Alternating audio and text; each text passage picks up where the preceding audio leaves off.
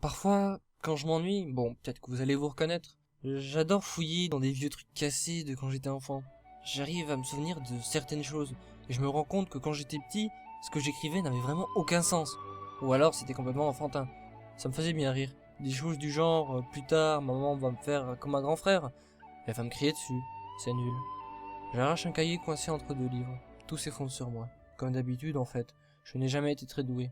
Je pensais avoir tout étagère sur moi, mais une dernière petite feuille est venue se poser sur mon visage. Je la retire et la lis. Elle venait du journal intime que j'avais écrit à l'âge de 6 ans, à l'âge où j'avais appris à écrire. Elle parlait de Morgane, ma meilleure amie que j'avais en primaire, vers le CP.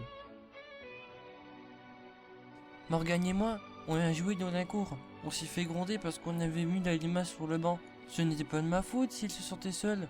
On voulait juste lui faire des amis, car dans un livre, une dame rencontrait quelqu'un quand elle s'était assise sur un banc. J'ai pensé que ça allait marcher avec la limace. J'ai explosé de rire. Comment je pouvais toucher des limaces? Maintenant ça m'écoeure. Oh, quand même, ça me met une sacrée claque de lire tout ça. J'étais vraiment un enfant qui faisait de ces conneries. D'ailleurs, cette école, elle me rappelle bien des souvenirs. Albert Camus, c'était une école assez réputée. Les professeurs étaient sévères, purée. Je me rappelle ma prof de CM1, je pouvais pas la blairer, elle m'envoyait au coin sans raison. Si je pouvais revenir dans le temps pour lui dire ce que je pense. Mais malheureusement, à ce jour, c'est impossible.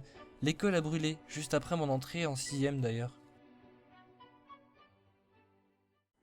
J'ai une idée. Et si j'allais là-bas, juste pour voir à quoi ressemble l'école maintenant? Récemment, il y a des amis qui sont allés. Ils se sont promis de plus jamais y retourner. Pourtant, je comprends pas bien. C'est juste une école primaire. C'est tout. J'espère juste reconnaître l'endroit. Voir comment cela a changé. Bon, c'est décidé, j'y vais. Je marche quelques centaines de mètres, mais cette petite excursion dans mon ancienne école, au final, je la sens mal. Tant pis. Je suis juste à côté. Je suis quoi, une lopette? Non, jamais. J'enjambe le muret, la porte était clairement explosée. Il n'y en avait même plus.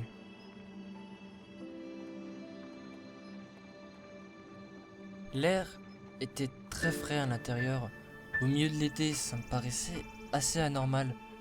D'autant plus que les fenêtres, il n'y en avait plus.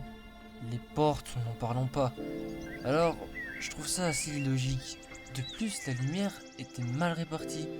Là où les lumières passaient, c'est-à-dire à l'endroit où il y avait des trous dans les fenêtres cassées, tout autour de cette lumière-là, il n'y avait que de l'obscurité.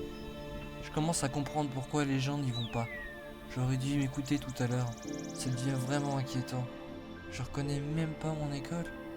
Tout le co- mais tous les couloirs avaient bougé, changé de place. Pourtant, c'est totalement impossible, car l'école n'a pas pu être refaite après l'incendie. Ça en était presque effrayant. Mais le silence me faisait peur. Peu à peu, j'avançais.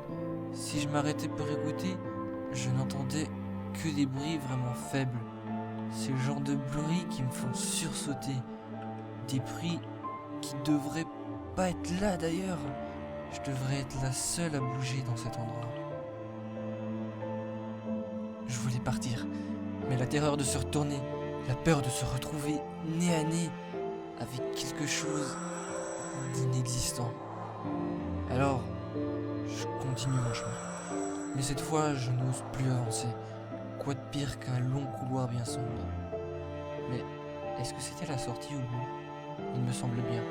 Vous connaissez bien les humains, quand ils ont peur, ils se mettent à courir faisant un vacarme pas tout à fait discret. Au final, je n'aurais pas dû faire pareil. Je sais pas aussi c'est moi, l'incroyable hasard de la nature, qui a provoqué un éboulement aux deux extrémités du couloir. Je suis bien coincé cette fois-ci. Qu'est-ce que je vais faire dans ce couloir bien sobre et sans sortie? Personne ne viendra jamais me chercher ici. Heureusement, coup de chance absolue, il y avait du réseau. Ok, j'appelle. Ah, ça sonne. Mais je prie juste pour qu'elle réponde. J'entends un léger déclic après quelques secondes.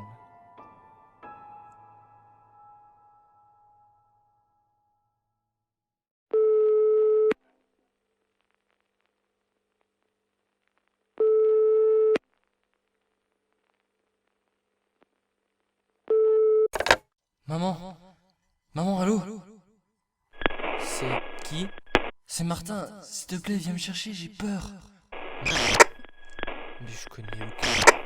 Vous devez sûrement vous tromper de numéro, ça arrive à tout le monde. Bon, allez, au revoir. Quoi? Non, maman, maman! Les larmes aux yeux, tenant mon téléphone d'une main tremblante. Maman avait raccroché. Je fixais le mur d'en face, assis par terre, les yeux noyés dans de chaudes larmes. Peu à peu, s'installait un message sur le mur.